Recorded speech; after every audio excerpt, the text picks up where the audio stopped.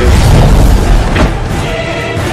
فلا يتكلم أحد بموت رسول الله إلا ضربته.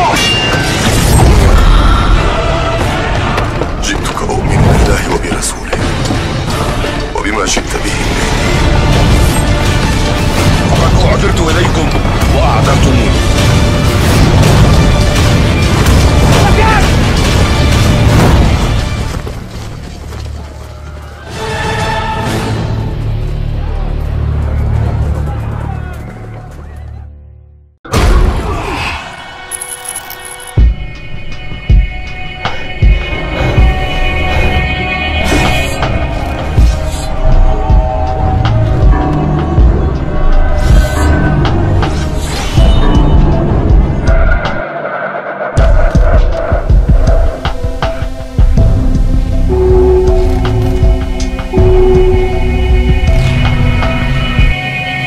Memasukkannya ke dalam keranda mayat dan membawa kalian ke suatu tempat yang kalian sendiri tidak akan pernah tahu ada di mana.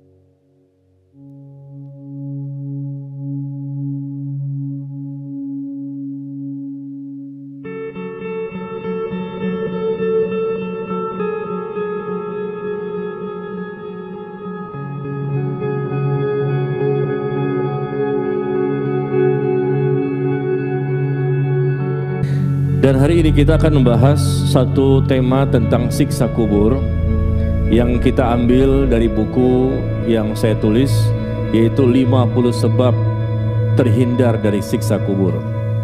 50 sebab seseorang itu dapat terhindar dari siksa kubur dengan izin Allah Tabaraka wa Ta'ala. Masalah siksa kubur ini adalah satu hal yang sudah pasti, tidak boleh kita ingkari. Dan tidak boleh seorang muslim dan muslimah tidak meyakininya. Ini merupakan bagian dari bab akidah. Seluruh ulama ahlu sunnah wal jamaah sepakat bahwa kehidupan setelah kematian itu ada, yaitu kehidupan di alam kubur. Kehidupan setelah kematian, apakah meninggalnya husnul khotimah atau su'ul khotimah, pasti semuanya akan berpindah ke alam yang lain yang bernama alam kubur. Di alam kubur ada dua kondisi yang akan dialami oleh manusia. Salah satunya, yang pertama adalah mereka mendapatkan siksa kubur. Yang kedua, bisa jadi mereka mendapatkan nikmat kubur. Dan berbeda antara alam kubur dan kuburan. Kalau kuburan yang biasa kita lihat itu, yang kita bisa lihat dengan mata kepala kita, kuburan, yaitu disitulah kita meletakkan jasad jenazah seorang manusia yang sudah meninggal dunia. Itu kuburan. Adapun alam kubur bukanlah kuburan. Alam kubur alam yang lain. Adapun kuburan adalah alam dunia yang kita masukkan ke dalam liang lahat jenazah seorang manusia. Alam kubur alam yang lain yang berbeda dengan alam dunia. Begitu dicabut ruh nyawa seorang muslim atau dicabut nyawa seorang kafir, maka mereka semuanya berpindah ke alam kubur. Nah, di sanalah mereka akan mengalami berbagai macam peristiwa-peristiwa yang kita bisa baca keterangannya begitu banyak dalam Al-Quran dan hadis Nabi Sallallahu Alaihi Wasallam. Nah, ikhwan dan akhwat sekalian, peristiwa yang ada di alam kubur ini sangat menakutkan bagi para sahabat Nabi Alaihi Wasallam.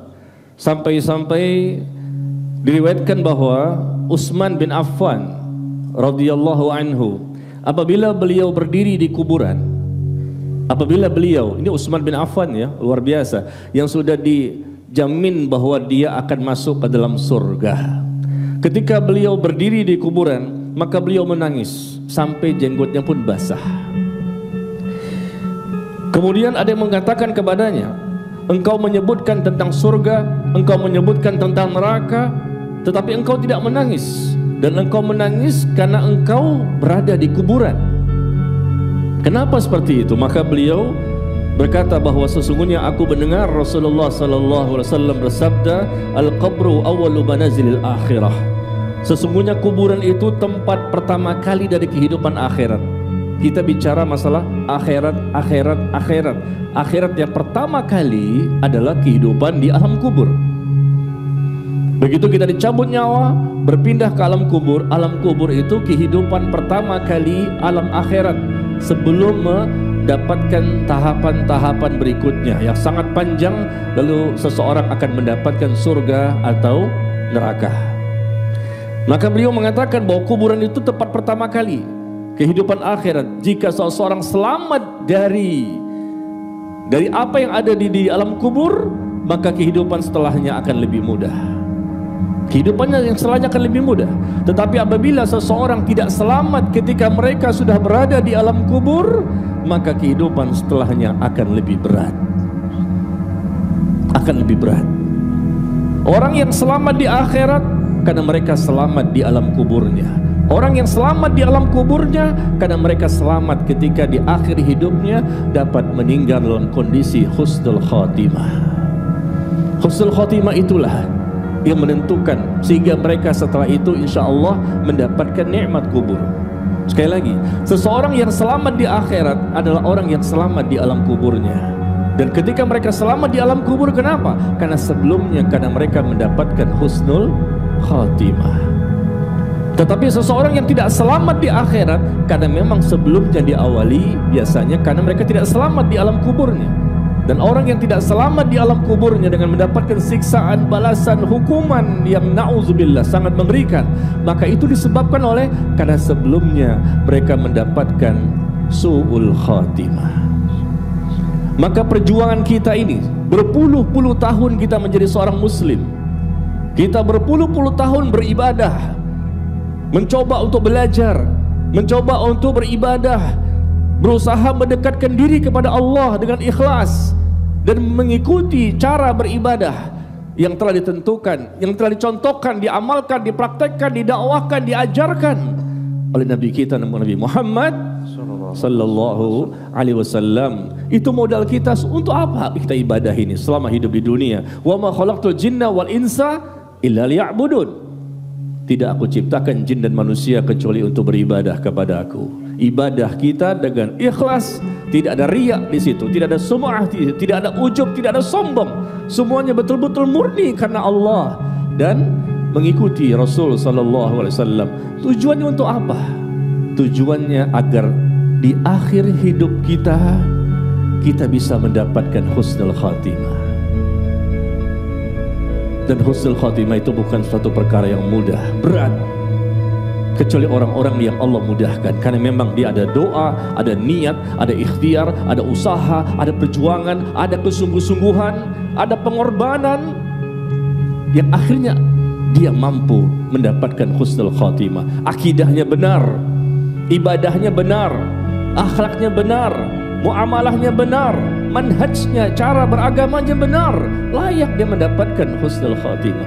Kalau sudah husnul khatimah, kehidupan setelahnya insya Allah besar peluang dia mendapatkan nikmat kubur.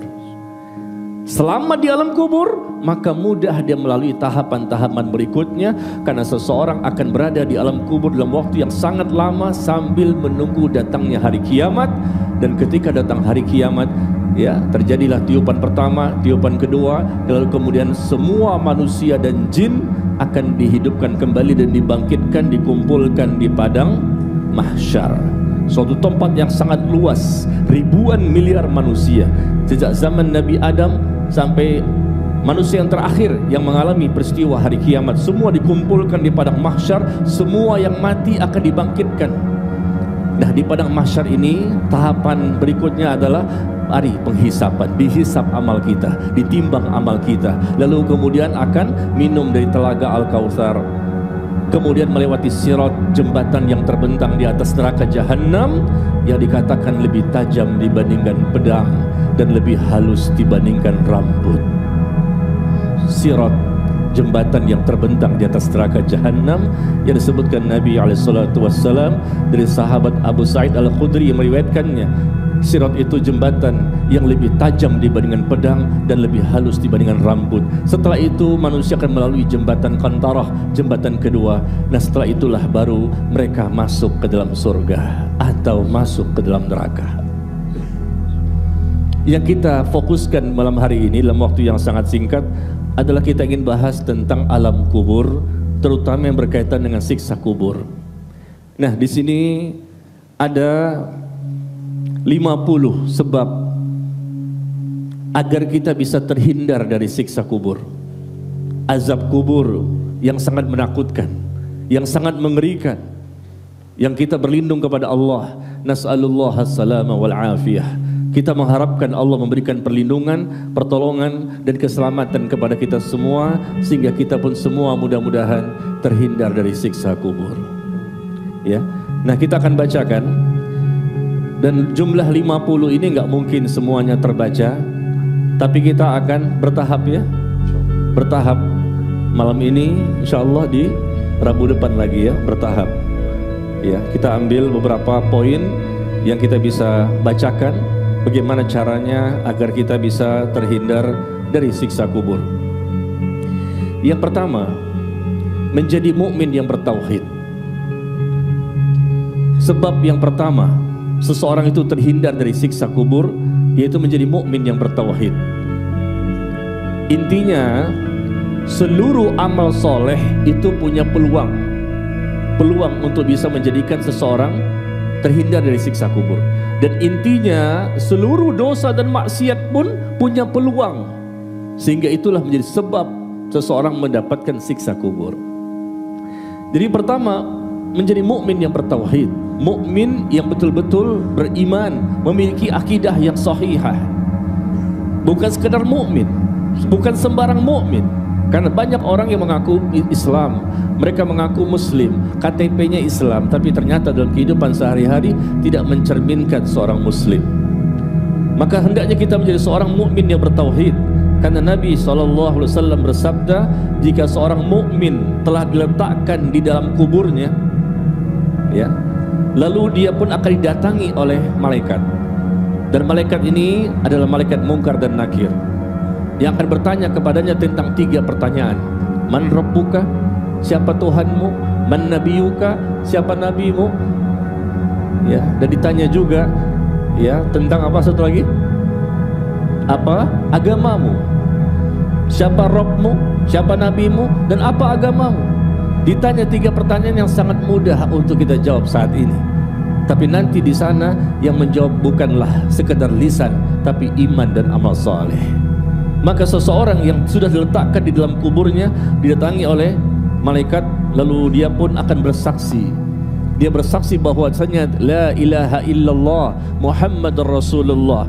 Tidak ada ilah yang berhak disembah dengan benar kecuali Allah, dan bahwasanya Muhammad adalah utusannya, utusan Allah.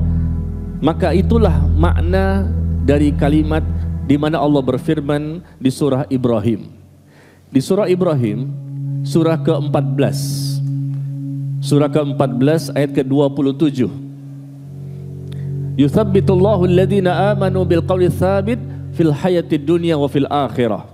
Allah akan meneguhkan iman orang-orang yang beriman dengan perkataan yang teguh, ucapan yang teguh dalam kehidupan di dunia dan di akhirat. Dia mampu menjawab. Di dunia Allah teguhkan dia mengucapkan la ilaha illallah. Di akhirat pun nanti di alam kubur Allah teguhkan dia. Allah mampukan dia untuk bisa menjawab pertanyaan-pertanyaan dari malaikat Munkar dan Nakir. Ini namanya fitnah kubur. Semua kita akan mengalami. Akan ditanya, yang muslim maupun yang kafir, muslim, munafik atau kafir. Ada 3 klasifikasi manusia di muka bumi ini, tidak ada yang keempat, hanya 3: mukmin, munafik, kafir. Semuanya akan diminta untuk menjawab. Orang-orang yang memang harus menjawab, ya, kecuali para nabi dan rasul, sudah jelas mereka orang-orang yang mulia. Dan bahkan sebagian ulama mengatakan mereka tidak akan ditanya tentang pertanyaan-pertanyaan seperti itu, karena mereka sudah jelas surganya. Tetapi kita, orang biasa, orang awam, orang yang banyak dosa, dan kita bukan para nabi dan rasul, maka akan ditanya. Demikian Nabi mengatakan seperti itu. Jadi menjadi mukmin yang bertauhid berarti kita harus paham bagaimana kita memiliki akidah yang benar, yang tidak pernah mempersekutukan Allah dalam beribadah selama di dunia. Tidak ada sedikit pun di hati kita atau di lisan kita atau dalam perbuatan kita adanya unsur kesyirikan. Karena syirik merupakan dosa besar yang paling besar, kemungkaran yang paling mungkar, kezaliman yang paling zalim, dan kesesatan yang paling sesat. Dosa besar yang paling besar yaitu dosa syirik.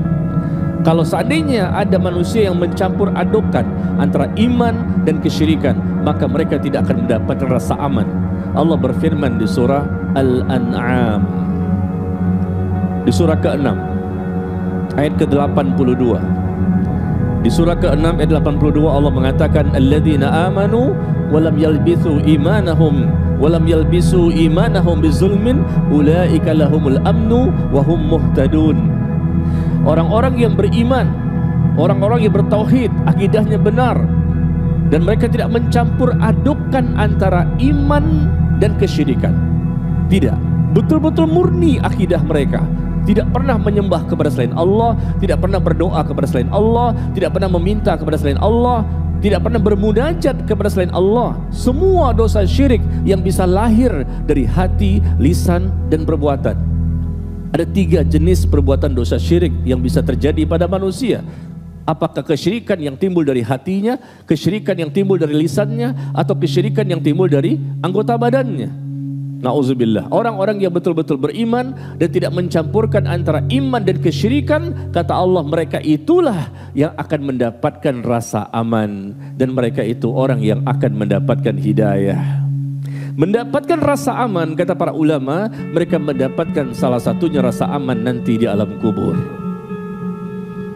Subhanallah, banyak sekali ayatnya. Apalagi di dunia, kalau mereka bahkan mempersekutukan Allah, maka mereka mendapatkan azab. Allah berfirman di surah Asy-Syu'ara, surah ke-26, ayat 213. Fala tad'u ma'allahi ilahan akhar fatakuna minal mu'adzabin. Dan janganlah kamu menyeru, menyembah, meminta kepada selain Allah, yang mana nantinya Allah akan menurunkan azab kepadamu. Dimanapun di muka bumi ada kaum yang mereka melakukan dosa syirik, maka mereka akan mendapatkan azab. Cepat atau lambat Allah akan turunkan siksaan, hukuman kepada mereka. Karena ada 3 dosa, kata Nabi, ada 3 dosa yang akan Allah segerakan hukumannya, balasannya di dunia. Dosa-dosa yang lain bisa jadi Allah balas di dunia, atau bisa jadi Allah balas nanti di alam kubur dan di alam akhirat berikutnya. Tapi ada 3 dosa, kata Nabi, yang akan disegerakan balasannya, hukumannya bagi pelakunya di dunia. Tidak menunggu sampai mati. Di dunia dia akan mendapatkan balasan selama mereka tidak bertaubat. Pertama, dosa zalim, al-baghyu, zalim. Yang kedua, uququl walidain, durhaka kepada kedua orang tua. Yang ketiga, memutuskan tali silaturahim. Siapapun mereka dari kaum muslimin ini yang ternyata mereka pertama berbuat zalim, yang kedua durhaka kepada kedua orang tua, yang ketiga memutuskan tali silaturahim, maka lihat, cepat atau lambat, bisa jadi pada waktu itu juga, atau besoknya, lusa, minggu depan, bulan depan, tahun depan, nanti ada balasan yang Allah berikan kepadanya. Di dunia, wallahi, Rasul tidak pernah berdusta. Dan banyak sekali kita lihat di masyarakat orang yang sudah mendapatkan langsung balasan dari Allah ketika mereka zalim, durhaka sama orang tua, dan memutuskan tali silaturahim. Dan perbuatan zalim yang akan Allah balas langsung di muka bumi ini terbagi 4. Pertama, zalim kepada Allah. Perbuatan zalim kepada Allah, Allah langsung balas.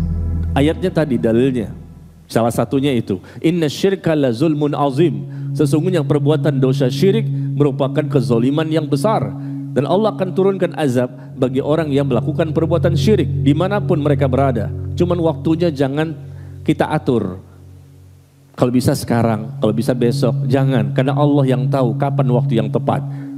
Zalim kepada Allah dengan melakukan perbuatan dosa kepada Allah. Dosa apa saja yang Allah haramkan? Nah, itu perbuatan zalimnya kita kepada Allah, termasuk dosa yang terbesar. Ya, itu dosa syirik. Yang kedua, zalim kepada Rasulullah sallallahu alaihi wasallam. Perbuatan zalim kepada Rasul sallallahu alaihi wasallam yaitu tidak mau mengikuti sunnahnya, tidak mau mengikuti ajarannya, tidak mau mengikuti apa yang telah beliau sampaikan, contohkan, yang beliau ajarkan, beliau dakwahkan, tidak mau. Itu perbuatan zalimnya seseorang kepada Rasul sallallahu alaihi wasallam. Mereka lebih suka dengan yang bid'ah daripada yang jelas-jelas disyariatkan, menambah-nambah sesuatu yang tidak ada tuntunannya.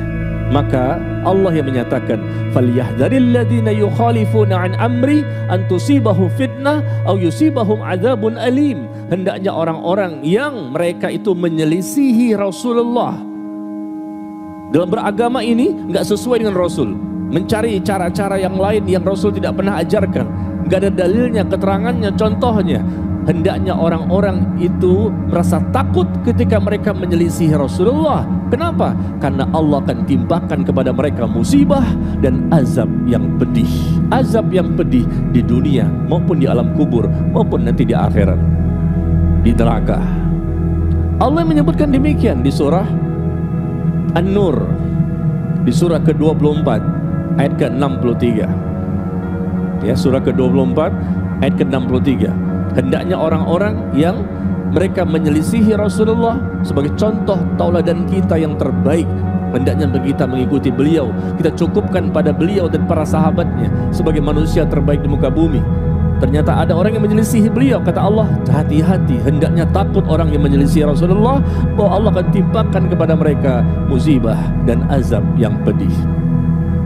Yang ketiga, zalim yang ketiga, yaitu zalimnya sesama makhluk.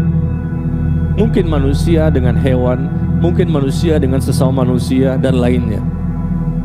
Ya, terutamalah yang paling sering ya, kezaliman manusia satu dengan manusia yang lain. Maka akan mendapatkan balasan langsung di dunia. Di alam kubur pun nanti mereka akan mendapatkan balasannya. Subhanallah, na'udzubillah. Yang keempat adalah kezaliman, yaitu menzalimi dirinya sendiri. Tidak memanfaatkan waktu luang yang begitu banyak, tidak memanfaatkan kesehatan yang begitu banyak, dan seterusnya. Ya, baik. Jadi kita persingkat saja. Sebab yang pertama, dan banyak sekali dalilnya yang disebutkan di buku ini tentang penyebab bahwa mukmin yang bertauhid akan Allah selamatkan, karena selalu dia memegang teguh dengan la ilaha illallah. Bukan hanya marah karena bendera terbakar, ada tulisan la ilaha illallah, tapi marah kita karena tidak diterapkan la ilaha illallah dalam kehidupan kita sehari-hari. Kenapa kita tidak marah ketika banyak kaum muslimin yang berdoa, meminta, memohon kepada selain Allah, yang mereka berada di kubur-kuburan, di kubur-kubur orang-orang yang dianggap keramat, orang-orang saleh, orang-orang yang katanya punya ya ketinggian ilmu dan lain-lain. Mereka minta langsung kepada penghuni kubur. Itu kan dosa besar, bukan ke Allah, tapi mereka minta kepada penghuni kubur. Ini perbuatan syirik, karena berdoa kepada selain Allah. Itu seharusnya lebih marah kita, karena penerapannya kita lihat bertentangan dengan la ilaha illallah. Tapi ternyata tidak seperti itu ya, tidak heboh secara nasional. Baik. Nah, kita lihat sebab kedua. Sebab kedua, seseorang dapat terhindar, ya, secara singkat ya, terhindar dari siksa kubur adalah tidak termasuk bagian dari orang kafir. Tidak termasuk dari bagian orang kafir, karena orang kafir akan mendapatkan siksa kubur sampai hari kiamat, tidak pernah berhenti. Dan kita lihat contohnya Fir'aun dan bala tentaranya. Fir'aun, kata Allah di surah Al-Ghafir, surah Ghafir surah ke-40 ayat ke-46. Ya, surah 40 ayat ke-46. Allah menjelaskan an-naru yu'raduna 'alaiha 'aduwwan wa 'ashiyya. Kepada mereka Fir'aun dan bala tentaranya yang ditenggelamkan di Laut Merah. Ketika itu mereka berusaha mengejar Nabi Musa dan kaumnya, lalu tenggelamkan, Allah siksa mereka dengan ditenggelamkan di Laut Merah. Ya. Dan kepada mereka, kata Allah, ditampakkan api neraka setiap pagi dan petang. Ditampakkan kepada mereka neraka, ditampakkan setiap pagi dan petang, dan nanti pun ketika terjadinya hari kiamat seperti itu. Kata para ulama Ahlus Sunnah wal Jamaah, ayat ini berkaitan dengan siksa kubur. Setiap pagi dan petang ditampakkan neraka, dan mereka bisa melihat bagaimana siksaan yang akan mereka peroleh nanti di neraka. Subhanallah, ini merupakan salah satu bentuk siksa kubur yang didapatkan oleh orang-orang kafir. Ya, ini contoh siksa yang akan didapatkan oleh Fir'aun dan bala tentaranya. Kemudian kita lihat juga kepada ayat yang lain, ya begitu banyak ya. Atau hadis di mana Nabi mengatakan ketika terjadi perang Ahzab, Rasulullah SAW bersabda, semoga Allah memenuhi kuburan dan rumah-rumah mereka dengan api. Semoga Allah memenuhi kuburan dan rumah-rumah mereka dengan api, sebagaimana mereka telah menahan kita semua dan menyibukkan kita dari salat asar sehingga matahari terbenam.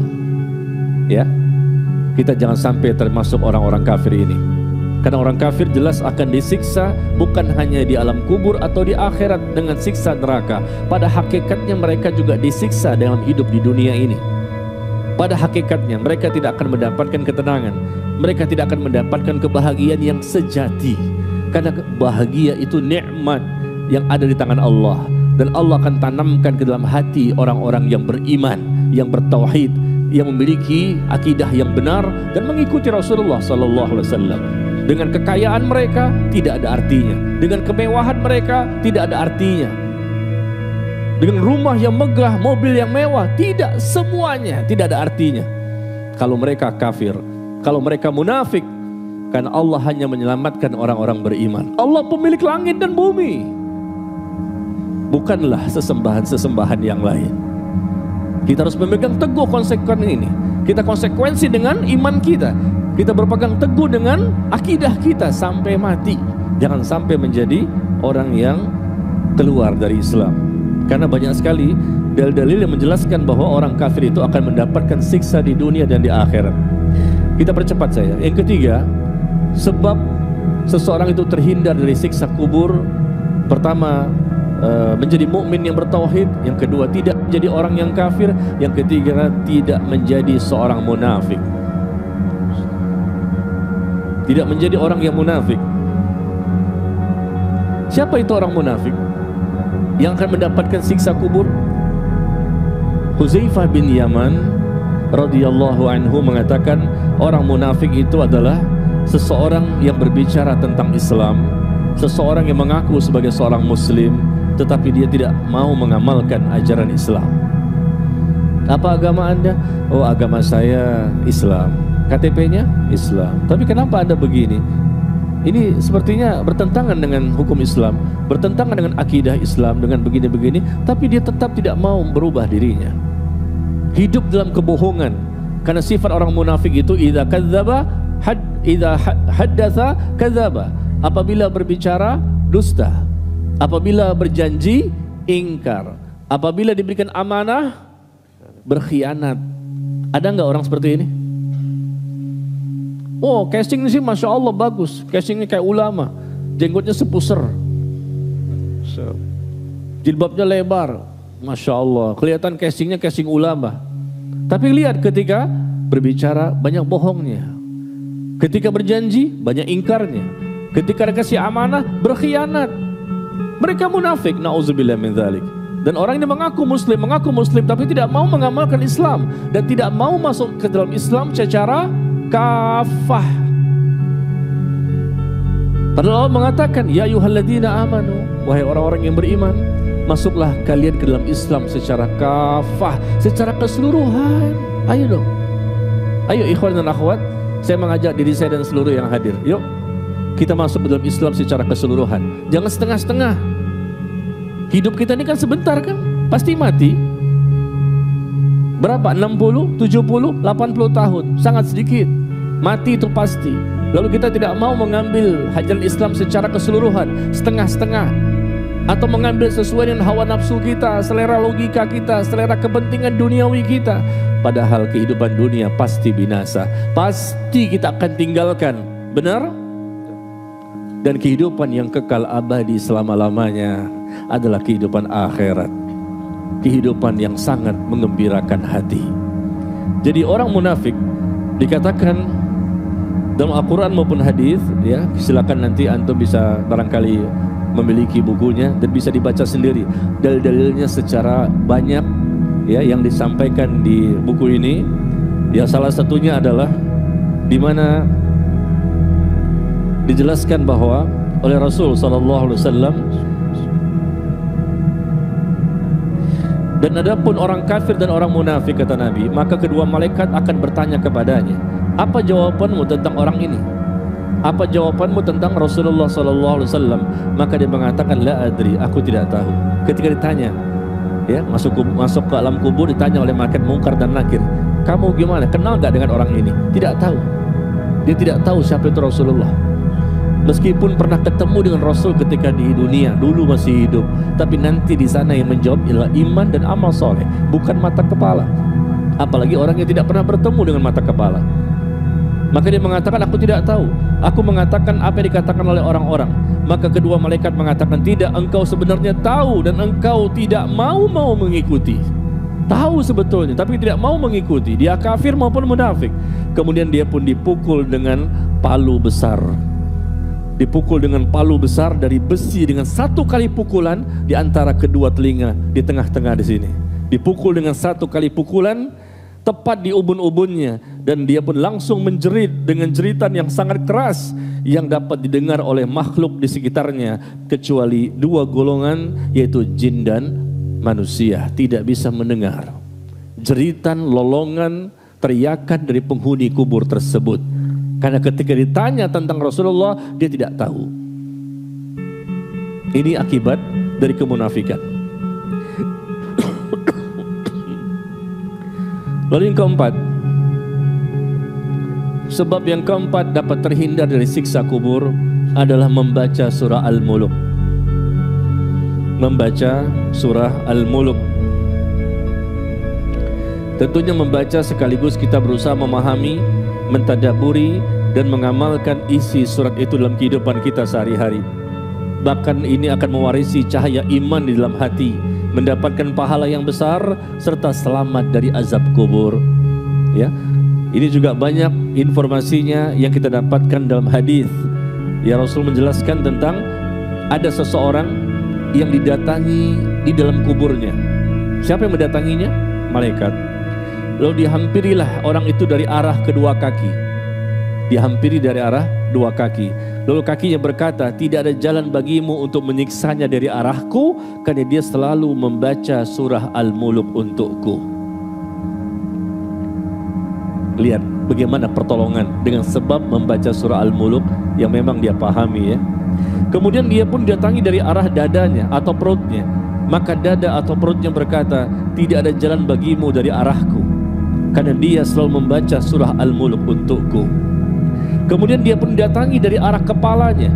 Maka kepalanya berkata, kata Nabi, ya, tidak ada jalan bagimu dari arahku, karena dia selalu membaca surah Al-Muluk untukku. Maka ia adalah penghalang. Surah Al-Muluk adalah penghalang yang akan menghalangi seseorang dari azab kubur. Ia di dalam Taurat disebut surah Al-Muluk. Di surah, ya, Al-Muluk ini ternyata bukan hanya dalam Al-Quran, bahkan disebutkan juga dalam kitab Taurat, kata Rasulullah sallallahu alaihi wasallam. Masya Allah. Siapa saja yang membacanya di malam hari, siapa saja membaca surah Al-Muluk di malam hari, maka berarti ia telah berbuat banyak dan ia telah berbuat baik. Lihat kalimatnya, bahwa ternyata surah Al-Muluk dikatakan dapat menghalangi seseorang dari siksa kubur. Dan bahkan Nabi mengatakan, barang siapa membaca Tabarakalladzi biyadihil muluk pada setiap malam, maka Allah pun akan menghalanginya dengannya dari azab kubur. Sering-sering kita membaca surah Al-Mulk. Sudah hafal belum? Berapa ayat? 30 ayat. Tabarakalladzi biyadihil mulk wa huwa ala kulli syai'in qadir. Alladzi khalaqal mauta wal hayata liyabluwakum ayyukum ahsanu amala wa huwal azizul ghafur. Insyaallah mudah. Kita ulang lagi, lama-lama kita hafal. Bahkan kita baca surah ini hanya 30 ayat. Bahkan Nabi SAW menjelaskan bahwa surah Al-Mulk ini nanti akan memberikan syafaat kepada seseorang sehingga dia terhindar dari siksa api neraka. Bahkan dia pun dengan sebab surah Al-Mulk akan diampuni dosa-dosanya. Bahkan Jabir bin Abdullah radhiyallahu anhu berkata, anna Nabiya sallallahu alaihi wasallam kana la yanamu hatta yaqra alif lam mim tanzil wa tabarakalladzi biyadihil mulk. Jabir bin Abdullah radhiyallahu anhu berkata bahwasanya Nabi tidak pernah tidur sampai beliau membaca terlebih dahulu surah alif lam mim tanzil, yaitu surah as-sajdah, dan tabarakalladzi biyadihil mulk, yaitu surah al-mulk. Nabi sudah jelas surganya, Nabi sudah jelas mendapatkan nikmat kuburnya, tapi beliau secara konsisten setiap malam tidak tidur, kata Jabir bin Abdullah, kecuali setelah beliau membaca surah As-Sajdah dan surah Al-Mulk. Surah As-Sajdah 30 ayat, surah Al-Mulk juga 30 ayat. Masya Allah, begitu panjang ya. Baca Al-Ikhlas, Al-Falaq, An-Nas, Ayat Kursi, baca lagi Al-Mulk, baca lagi As-Sajdah, doa-doa sebelum tidur. Subhanallah, begitu banyak pembentengan yang Rasul lakukan untuk dirinya. Bagaimana untuk tidur saja seperti itu ya, banyak sekali amalannya. Bagaimana kalau bukan tidur? Kalau kita gimana? Bismikallahumma amut wa ahya. Itu pun kalau ingat. Bismikallahumma amut wa ahya. Habis itu tidur. Subhanallah. Rasul berwudu dulu, miring ke sebelah kanan. Masya Allah, luar biasa ya. Banyak sekali amal yang Rasul lakukan. Doa-doanya banyak. Mau tidur, bangun dari tidur, dalam kehidupan sehari-hari berdoa terus, berzikir terus.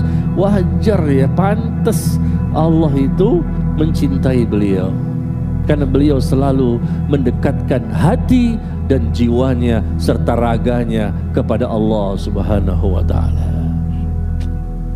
Ya, kalau kita ingin mendapatkan cintanya Allah, ya kita harus datangi Allah. Kita pun harus mencintai Allah. Taib. Ini yang keempat tadi ya. Ingat aku tadi membaca surah Al-Mulk. Berarti Rabu depan kita tes satu persatu. Masya Allah. Hafalannya. Masya Allah. Siap?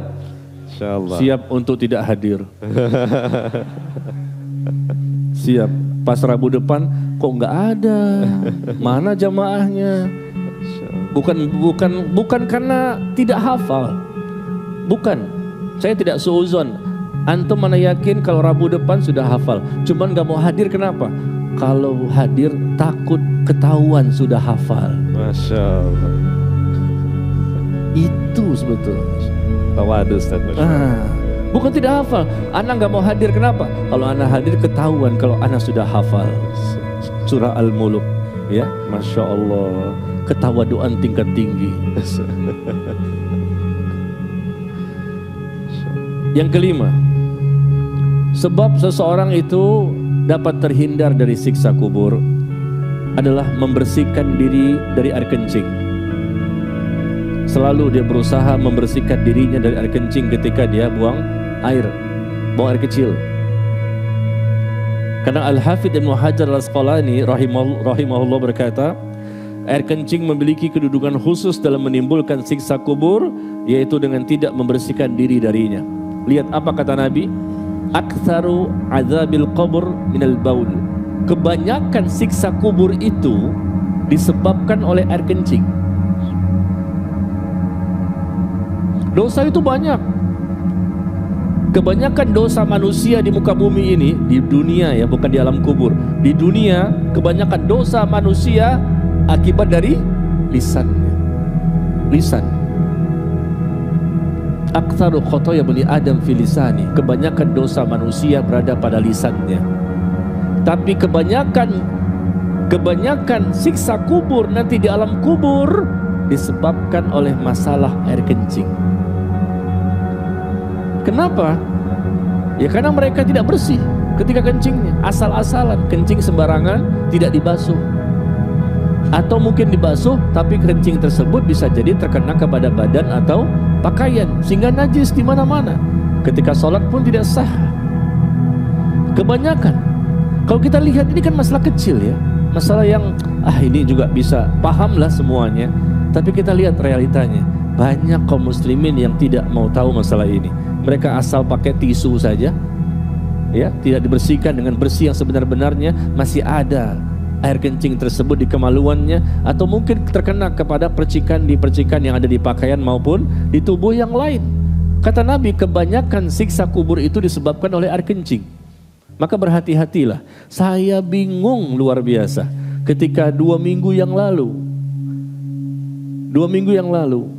saya berziarah kubur, mendatangi kuburan ibu saya karena baru meninggal 2 bulan yang lalu. Maka 2 minggu yang lalu saya datang kembali untuk ziarah kubur. Yang saya anehnya apa di situ? Saya lagi di depan kuburan, melihat tidak jauh dari tempat saya ada orang yang kencing di kuburan dan dia tidak basuh. Saya mengetahui bagaimana hadisnya. Bukan kita cerita mungkin di jalanan, mungkin supir bus, mungkin supir apa taksi atau apa ya, kadang-kadang kan kadang-kadang ada di antara mereka ya, mohon maaf, yang kencing sembarangan, atau mungkin di toilet tapi nggak bersih. Tapi ini di kuburan langsung, masya Allah, saya kaget. Wah, ini baru ini. Ini baru ini, al-ajabul ajib, aneh bin ajaib. Siksa kubur disebabkan air kencing, dan dia kencing di kuburan. Wah, ini baru, belum pernah seumur hidup saya menyaksikan peristiwa yang langka, yang masuk Guinness of Record. Bayangkan, siksa kubur karena air kencing. Kebanyakan manusia, mau kafir maupun muslim, kebanyakan karena masalah air kencing. Tapi ini kencing justru di kuburan. Astagfirullah. Nah, ini kenapa? Karena kebodohan. Dan saya tahu dia muslim, dan dia bekerja di kuburan tersebut sebagai tukang paculnya, ya. Dia karena mungkin capek, dia mau kencing jauh-jauh, kencing juga di situ di kuburan. Astagfirullahaladzim. Lihat ini, karena ketidaktahuan, karena kebodohan, atau menggampangkan atau meremehkan, sehingga meskipun bisa jadi dia membersihkan dengan airnya ke kemaluannya, tapi mungkin tidak bersih, sehingga akan diazab. Kenapa? Kalau tidak bersih berarti najis. Nah, najis ini mengakibatkan sholatnya tidak diterima. Itu pun kalau sholat, tidak diterima juga kalau sholatnya. Kenapa? Ada najis yang tidak dia bersihkan. Nauzubillah min dzalik. Dan Nabi pernah melewati suatu kebun dari beberapa kebun di Mekah atau Madinah, lalu beliau mendengar, kalau kita mendengar ya repot. Beliau mendengar suara 2 orang yang sedang diazab di alam kubur, dalam kubur mereka. 2 orang yang sedang diazab dalam kubur mereka. Lalu beliau bersabda, sesungguhnya keduanya sedang disiksa. Ini 2 kuburan, ya. Rasul mendengar ada siksaan yang dialami oleh 2 penghuni kuburan tersebut. Sesungguhnya mereka disiksa, ya, bukanlah karena perkara yang besar dalam pandangan mereka berdua. Yang pertama diazab lantaran tidak bersih dari buang air kecil. Yang lainnya karena namimah, suka mengadu domba. Maka namimah termasuk yang keempat. Yang kelima ya. Tadi keberapa tuh? 5, berarti ke-6. Namimah berarti yang ke-6. Mengadu domba. Suka mengadu domba di antara manusia. Kata Nabi, mereka berdua disiksa. Yang pertama karena buang air kecil, masalah itu. Yang kedua masalah namimah, suka mengadu domba manusia sehingga mereka bertengkar, mereka berperang, mereka bercerai dan seterusnya. Kemudian beliau menyuruh mengambil pelepah kurma yang masih basah. ada pelepah korma yang masih basah, dibelah menjadi dua, satu ditancapkan di sini, satu lagi ditancapkan di sini, di dua kuburan tersebut. Lalu beliau ditanya, wahai Rasulullah, mengapa engkau melakukan ini? Pelepah korma dibagi dua, ditancapkan di kedua kuburan tersebut. Nabi mengatakan, semoga kedua orang ini diringankan dari azab kubur selama kedua bagian pelepah ini masih basah. Selama kedua pelepah korma itu masih basah, Rasul berdoa kepada Allah agar mereka diringankan siksaannya selama pelepah korma itu masih basah. Berarti berperan di sini apa? Doa Rasul apa pelepah kormanya? Doa Rasul. Doa Rasul kan? Nah, ini kita lihat kaum muslimin ini salah kaprah. Maka kita lihat ketika mereka di kuburan-kuburan tuh banyak menancapkan pohon-pohon kan? Dia di kuburan-kuburan mereka ditancapkan pohon-pohon. Kenapa? Karena pohon-pohon ini nanti dengan sebab inilah mereka akan diringankan siksaannya. Mengikuti Rasul dengan hadis ini. Rasul menancapkan pelepah korma yang masih basah. Dan bukan karena dia, tapi doanya Rasul. Semoga kedua penghuni kuburan ini diringankan dari azab selama pelepah kurma masih basah. Maka kita jangan menancapkan pohon-pohon di kuburan. Ya, pohon apa? Pohon kelapa. Kelapa tuh kan tinggi banget tuh. Ringin Nanti ke bawah-bawah itu pohon kelapa, pohon apa? Pohon cemara, pohon apa? Nanti Natalan di situ. Ya, dengan harapan penghuni kubur akan terhindar dari siksa kubur. Itu nggak ada tuntunannya ya.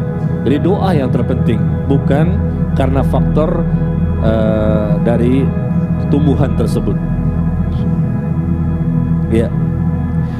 Lalu yang keberapa tadi? 6, namimah ya. Tidak melakukan namimah. Kalau seandainya seseorang melakukan namimah, madu domba, maka dia mendapatkan siksa kubur. Yang ke-7, tidak melakukan ghibah. Menggibah. Ya, menggibah ini perbuatan yang sangat banyak kita saksikan. Al-Imam An-Nawawi rahimahullah menyebutkan bahwa ghibah adalah menyebutkan sesuatu yang berhubungan dengan saudaramu, yang jika berita itu sampai kepadanya maka dia akan membencinya. Baik itu menyebutkan aib, kekurangan di dalam badan, keturunan, agama, bahkan tentang pakaian, rumah atau kendaraannya. Kita membongkar aib seseorang. Dia punya kekurangan, dia punya aib, dia punya dosa, lalu kita ceritakan ke orang lain. Itu ghibah. Sahabat pernah bertanya, bagaimana pendapatmu jika yang aku sampaikan itu benar? Memang ada pada diri dia. Kalau memang itu benar ada pada dia, maka kamu telah menggibahnya. Dan jika tidak ada padanya, maka itu berarti kamu berdusta atasnya. Dan menggibah itu merupakan salah satu sebab terjadinya siksa kubur.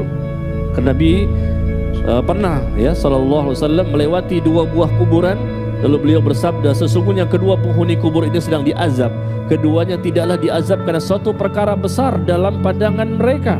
Yang pertama karena lantaran air kencing, dan yang kedua karena faktor ghibah. Hati-hati ya. Kita pernah nggak menggibah orang? Pernah kita menggibah orang? Bukan pernah Pak Ustadz, sering. Bahkan istiqomah.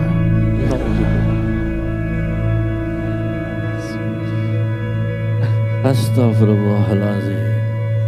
Mudah kita, kayaknya lezat gitu ya, menyebutkan kesalahan saudara kita. Tahu nggak dia tuh? Tahu nggak dia? Kenapa? Tahu nggak dia tuh begini-gini? Wah, diungkap semuanya, dicari-cari aib-aib kesalahan, dibongkar-bongkar, dibunuh karakternya.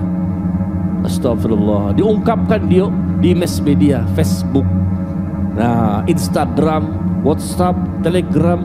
Ustaz kau tahu? Melihat juga. Banyak sekali di situ membongkar aib. Kita tahu kita semua punya aib. Siapa yang di sini? Coba angkat tangan yang steril dari dosa. Anak kasih hadiah. Anda tahu karena nggak ada, makanya berani. Nggak mungkin kan? Nggak ada yang steril kita dari dosa. Semuanya pasti kita pernah berdosa. Seperti ghibah ini, gampang kan? Ringan ya. Tahu nggak? Oh dia tuh begitu. Kita, oh iya. Orang tidak tahu, hanya kita yang tahu tentang dosanya dia. Kita ungkapkan, semua jadi tahu. Gara-gara kita yang membongkarnya. Awalnya nggak ada yang tahu, hanya kita sendiri. Tapi kemudian kita ceritakan kepada orang banyak, sampai di sosial media, akhirnya semua orang tahu siapa dia. kita jatuhkan dia agar tidak terpilih sebagai calon. Calon apa tuh? Calon apa tuh? Nggak sebutkan calon apa nih? Ada pemilu kan bentar lagi. Itu ghibah itu, dan ghibah itu akan menjadi sebab orang itu akan mendapatkan siksa kubur. Coba ketika kita ingin menggibah orang, ingat siksa kubur, ghibah, siksa kubur, ghibah, siksa kubur. Lama-lama kita tidak akan berani. Kelihatan sepele. Wah, dia kalau sholat, masya Allah, sampai ketiduran. Saking khusyuknya tuh, sampai ketiduran. Al-Baqarah, Ali Imran, An-Nisa, Al-Maidah dan tidur. Ya, maka sholatnya nggak sah. Kenapa? Setelah itu tidur. Ya. Tapi lihat gibahnya, lezat sekali memakan daging ya saudaranya sendiri. Nauzubillah min dzalik. Kemudian yang ke-8, penyebab seseorang terhindar dari siksa kubur adalah tidak menyakiti orang lain dengan lisannya. Tidak menyakiti orang lain dengan lisannya. Ya, beda dengan ghibah dan namimah. Ini namimah tadi mengadu domba. Ya, yang dengan ghibah kita membongkar aib, menjelaskan tentang kekurangannya, ya, tentang bagaimana segala macam cacatnya dan segala macam ya. Adapun yang ke-8 ini tidak menyakiti orang dengan lisannya. Ya, barangkali kita mencelanya, berkata keji, mengejek, menduduh tanpa bukti dengan perkataan bohong dan lain-lain. Karena adanya hadis di mana Nabi SAW bersabda, salah seorang dari keduanya yang ada di kuburan ini, kan Nabi sedang melewati kuburan, salah satu dari keduanya tidak bersuci dari kencing, sedang yang lain menyakiti orang lain dengan lisannya. Ini ada yang menarik. Ada seorang laki-laki suatu hari bertanya, Abu Hurairah radhiyallahu anhu, beliau berkata, ada seorang laki-laki bertanya, wahai Rasulullah, sesungguhnya ada seorang wanita. Seorang wanita ini disebutkan karena banyaknya sholat sunnah yang dia lakukan. Sedekah dan puasa sunnahnya juga luar biasa. Sholat, puasa, sedekah. Puasa, sholat, sedekah. Banyak yang dilakukan. Akan tetapi dia suka menyakiti tetangganya. Tetangganya suka disakiti. Yang wajib dia kerjakan, yang sunnah dia kerjakan, terutama apa tadi? Sholat sunnah, bangun malam, sholat duha, sholat ini, puasa sunnah Senin Kemis, atau mungkin puasa Nabi Daud, atau dia bersedekah dengan sedekah yang sering kali dia keluarkan, tapi dia suka menyakiti tetangganya. Dengan apa? Dengan lisannya, menyakiti tetangga dengan lisan. Maka beliau menjawab bahwa hiya finnar, dia berada di neraka. Dia berada di neraka. Kemudian ditanya lagi, wahai Rasulullah, sesungguhnya ada seorang wanita yang disebutkan karena sedikitnya puasa sunnah, puasanya sedikit, sholat sunnah juga sedikit, sedekah juga ya sedikit, jarang-jarang gitu, nggak sering, nggak banyak. Tapi dia tidak suka menyakiti tetangganya dengan lisannya. Maka Rasul mengatakan, hiya fil jannah, dia berada di surga. Subhanallah ya. Menyakiti tetangga kita dengan lisan kita dapat menjadikan sebab orang itu akan masuk ke dalam neraka. Meskipun sholat sunnahnya banyak, puasanya sunnahnya banyak, sedekahnya juga banyak, na'udzubillah. Maka berhati-hatilah kita menyakiti orang lain. Kita cela dia, kita ejek dia, ya, kita hancurkan kehormatannya, kita tuduh mereka tanpa bukti. Tanpa bukti, saksi nggak ada, data nggak ada, fakta nggak ada, tapi tahu nggak, dia tuh begitu, dia tuh begitu. Nauzubillah min dzalik. Ya, untuk mendapatkan dunia, berebut-rebut, rela untuk menyembelih sesama muslim. Hanya untuk mendapatkan dunia, pada dunia pasti binasa dan hancur semuanya. Tapi orang berebut-rebut untuk mendapatkan uang, jabatan, kehormatan, kekuasaan. Nauzubillah min dzalik. Pada dunia semua pasti akan ditinggalkan. Kemudian yang ke-9, sedikit lagi ya. Meninggal pada malam Jumat atau di hari Jumat. Meninggal pada malam Jumat atau di hari Jumat. Maka orang itu akan terhindar dari fitnah kubur atau siksa kubur. Abdullah bin Amr radhiyallahu anhu dia berkata bahwa Rasulullah sallallahu alaihi wasallam bersabda, ma min muslimin yamutu yaumal jum'ah aw lailatal jum'ah illa waqahu Allahu fitnatal qabr. Tidaklah seorang muslim ya, yang wafat pada hari Jumat atau di malam Jumat, melainkan Allah akan menjaganya dari fitnah kubur. Syekh Al-Mubarakfuri rahimahullah berkata, maksudnya Allah akan menjaganya dari fitnah kubur, yaitu pertanyaan dan azab kubur. Menjaganya dari pertanyaan, akhirnya dia mampu menjawab, dan dia akan dijaga dari azab kubur. Meninggal di apa? Malam Jumat dan hari Jumat. Tapi tentunya bukan orang sembarangan. Tentunya memang sebelumnya dia orang yang taat kepada Allah. Sebelumnya dia orang yang sudah soleh dan soleha. Sebelumnya dia orang yang bertobat. Sebelumnya dia orang yang sudah berhijrah. Sebelumnya dia orang yang mengikuti Rasulullah dan ikhlas dalam beribadah. Pas meninggal di hari Jumat atau di malam Jumat, maka kata Nabi, dia akan terhindar dari fitnah kubur. Gak bisa kita sandarkan kepada semua orang ya. Ada tuh pembegal ditembak oleh polisi di hari Jumat. Dia habis membegal orang, maka polisi menembaknya, mati dia. Itu matinya apa tuh? Husnul khotimah apa su'ul khotimah? Iya. Ini bukan termasuk ya. Jadi mungkin banyak kita saksikan manusia yang muslim ya, tapi mereka matinya karena maksiat.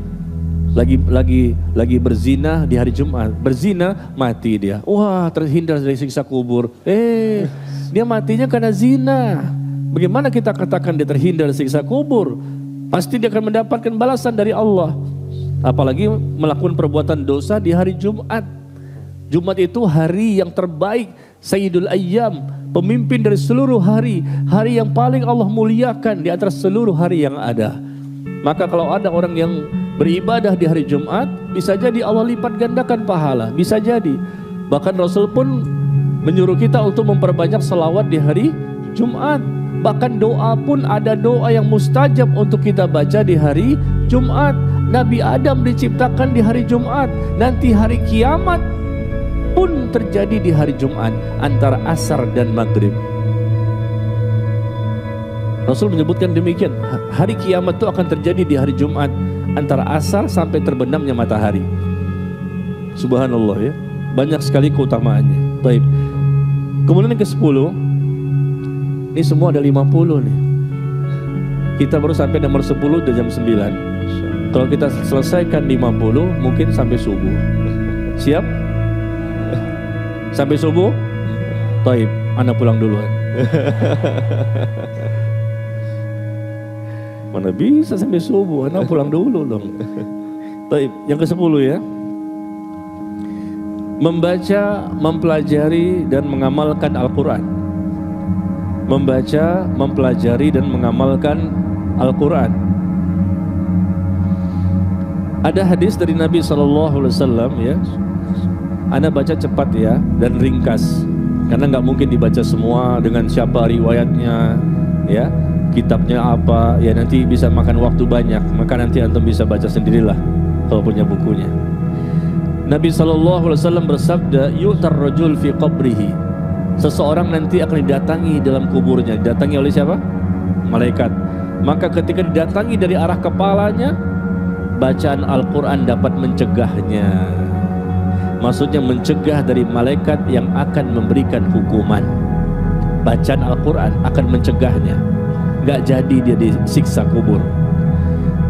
Tetapi dalam hadis yang lain dijelaskan, ketika ya Rasul bertanya kepada dua malaikat, malaikat Jibril dan malaikat Mikail, tentang orang yang diazab di alam kubur.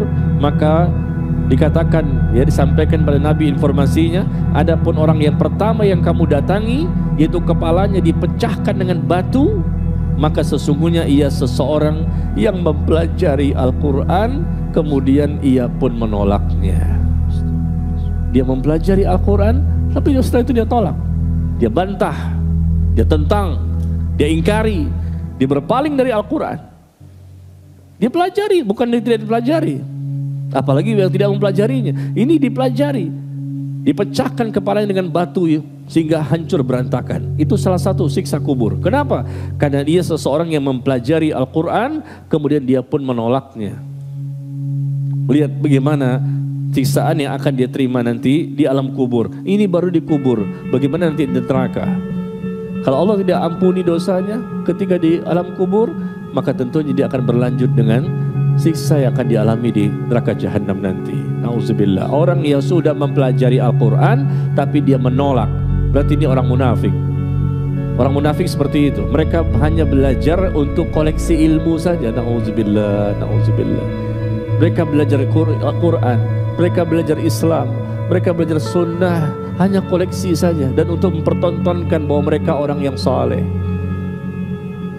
Kita yang sudah belajar sunnah ini belum ada jaminan masuk surga kalau seandainya tidak ikhlas dan mengikuti Rasul dengan sebenar-benarnya. Kalau bukan karena rahmat Allah, tidak mungkin kita bisa masuk surga. Kalau bukan karena rahmat Allah, tidak mungkin kita bisa terhindar dari siksa kubur. Kita berjuang, kita tunjukkan kepada Allah bahwa kita membutuhkan rahmatnya. Maka kita pelajari Al-Quran dengan benar, kita baca, kita pahami, kita tadabburi, kita amalkan. Sangat bahagia orang yang bisa mengamalkan isi Al-Quran dengan sebenar-benarnya. Ya. Yang ke-11, berdoa agar terhindar dari siksa kubur. Berdoa agar terhindar dari siksa kubur. Nah, ini adalah satu perkara yang sudah mungkin sering kita lakukan, ya. Karena Nabi mengajarkan apabila salah seorang dari kalian membaca tasyahud akhir, maka hendaknya berlindung kepada Allah dari 4 perkara. Ketika kita baca tahiyat, innaka hamidum majid. Nah, sebelum salam hendaknya kita baca Allahumma inni a'udzubika min adzabi jahannam wa min adzabil qubur wa min fitnatil mahya wal mamat wa min fitnatil masihid dajjal. Ada 4 doa perlindungan yang Rasul ajarkan, Rasul baca, sahabat baca, apalagi kita. Ya Allah, aku berlindung kepadamu dari siksa neraka jahanam. Aku berlindung kepadamu ya Allah dari siksa kubur. Aku berlindung kepadamu ya Allah dari fitnah hidup dan mati, dan aku berlindung kepadamu ya Allah dari fitnah al-masih ad-dajjal. Ada 4 perlindungan. Kita mohon kepada Allah, berlindung kepada Allah dari siksa kubur, dan Rasul mengajarkan baca ini sebelum salam. Baca juga doa di luar sholat. Perbanyak kita berdoa kepada Allah, karena orang yang selamat di alam kubur, dia akan lebih dimudahkan Allah mengikuti tahapan-tahapan akhirat berikutnya. Tetapi orang yang tidak selamat di alam kubur, maka dia akan lebih berat menghadapi tahapan-tahapan akhirat berikutnya. Sampai di sini? Masya Allah. Baru 11? Jam 9 sudah. Masya Allah, alhamdulillah. Lanjut? Siap, Ustaz. Siap pulang duluan maksudnya. Ana tidak boleh berlama-lama, cukup 1 jam, jam 8 sampai jam 9. Ya, 1 jam, dapat cuma 11.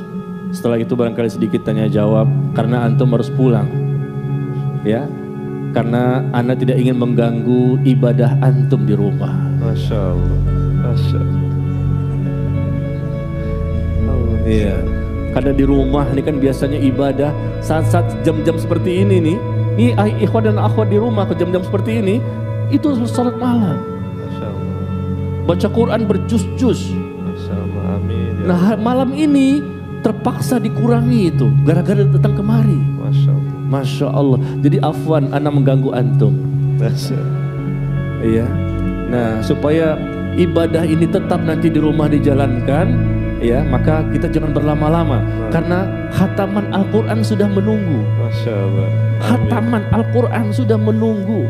Tinggal 3 surat lagi, Al-Ikhlas, Al-Falaq, dan An-Nas. 3 surat lagi yang memang dimulai dari Al-Ikhlas juga, Al-Falaq dan An-Nas. Astagfirullah. Ya, silakan. Masya Allah. Syukur Ustaz. Akharil pedas juga nih, Masya Allah. Itu yang langsung pada buru-buru pulang mau melaksanakan ibadahnya malam ini. Itu dia tuh. Masya Allah. Yang buru-buru pulang nih ketahuan, mereka ingin sholat malam dalam mimpinya. Dalam mimpinya. Amin. Ya, brother sisters yang ada uzur meninggalkan majelis ilmu, harap menjaga ketenangan. Yang di depan sini, depan antara kamera sama panggung, mohon agak menunduk ya. Bersabar untuk pegal-pegal sedikit biar gak menghalangi kamera live stream. Dan usahakan menjaga ketenangan supaya gak mengganggu yang lain, karena majelis masih berjalan. Baik. Kita ambil pertanyaan ya. Silakan. Sisters dulu. Sister Said, silakan. Sister Said siap?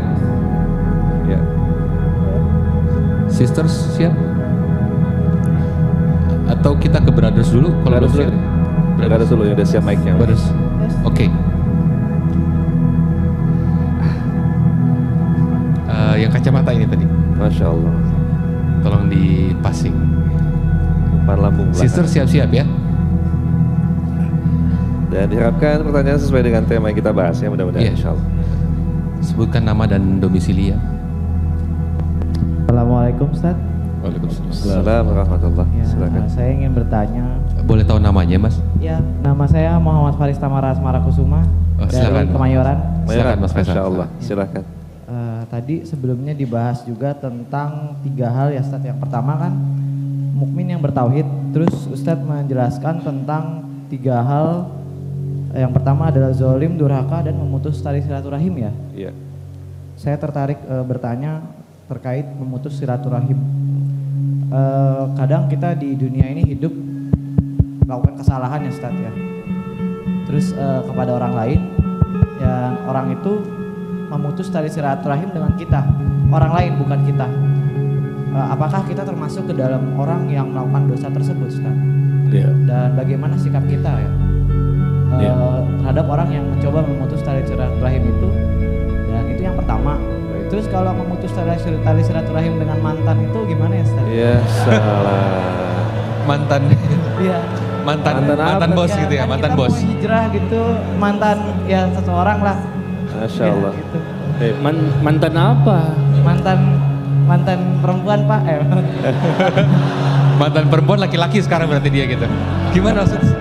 Mantan Ya, perempuan. mantan kekasih lah ibaratnya. Baik. Kita mau fokus gitu ya. Masya Allah. Sekarang jadi istri gitu. Insya Allah. Oh enggak.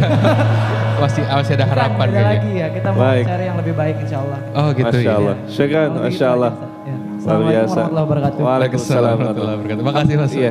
Kamera aman ya? Kesorot nggak? Enggak kan? Oke, siap. Tapi namanya disebut. Silakan Ustaz. Yang pertama tentang memutus silaturahim. Iya. Tadi disebutkan bahwa ada 3 dosa yang Allah akan segerakan balasan hukumannya bagi pelakunya di dunia, yaitu pertama zalim, yang kedua durhaka sama orang tua, yang ketiga memutuskan tali silaturahim. Memutuskan tali silaturahim termasuk perbuatan dosa besar dan Allah murka, ya. Bahkan dikatakan la yadkhulul jannah qati', tidak akan masuk surga orang yang memutuskan tali silaturahim. Tali silaturahim dulu kita bahas. Silaturahim itu artinya menyambung hubungan kekerabatan. Orang-orang yang punya ikatan darah dengan kita karena hubungan nasab atau karena pernikahan. Ya, kita dengan bapak, ibu, kakak, adik, paman, tante, ponakan, sepupu, ya, atau orang yang memang ada hubungan dengan kita karena faktor pernikahan. Intinya apa? Kerabat terdekat. Itu namanya silaturahim. Jangan kita putuskan, karena mereka orang-orang terdekat dengan kita. Kita memutuskan hubungan dengan orang lain yang jauh, yang gak ada hubungan apa-apa dengan kita, tapi dia saudara sesama muslim, itu saja tidak boleh. Apalagi memutuskan kepada orang-orang terdekat dengan hubungannya dengan kita.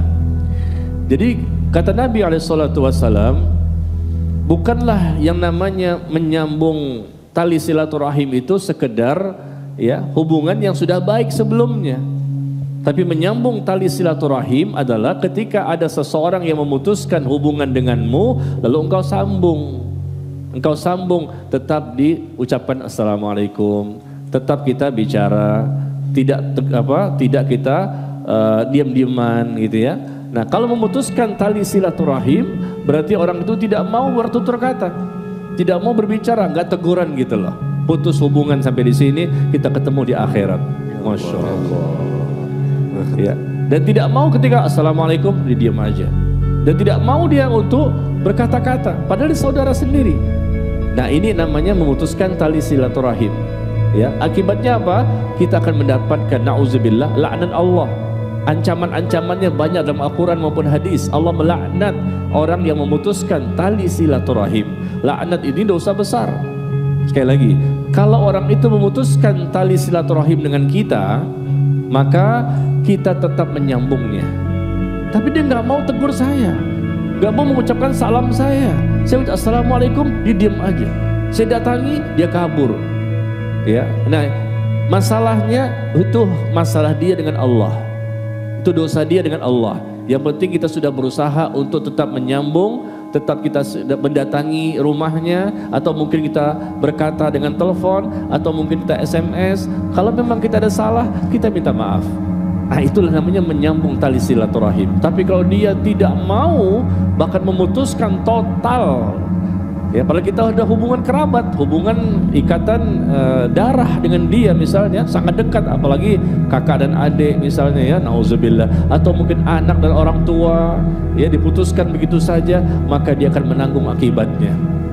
Jadi tetap kita sambung, masalah dia tidak suka sama kita, tidak mau menyambung hubungan sama kita, maka dia yang berdosa.